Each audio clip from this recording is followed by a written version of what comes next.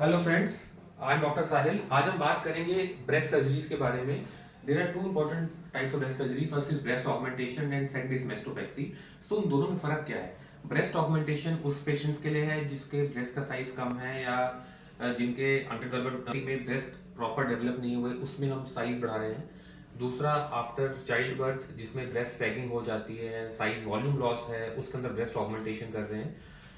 And मेस्टोपेक्सी में क्या होता है? मेस्टोपेक्सी इज ब्रेस्ट लिफ्ट, मतलब जिसके patient, female patients normally after delivery, after child birth, so patients, female patient में ब्रेस्ट सैगिंग हो जाता है, यानी कि ब्रेस्ट का लटकना। सो ब्रेस्ट लिफ्ट और मेस्टोपेक्सी सर्जरी हम करते हैं। ये this is a without implant surgery.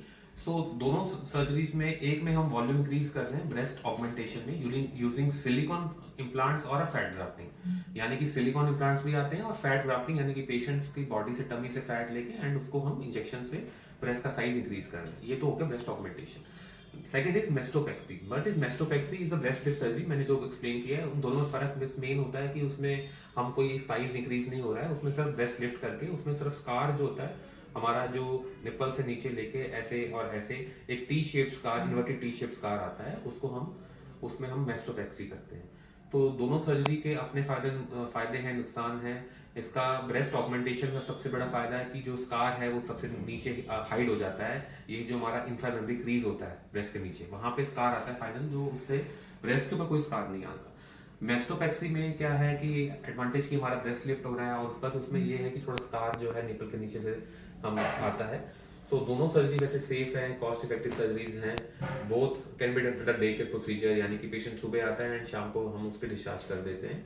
Post op care में सबसे इंपॉर्टेंट है दोनों सर्जरीज में कि हम एक स्पोर्ट्स ब्रा पेशेंट को देते हैं, वो 6 वीक्स पे एंडिंग होती है।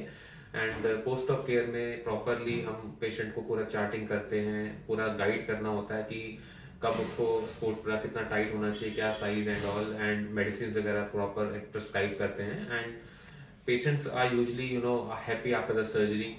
So if you want to know about more about the breast surgery, so please call us. Thank you.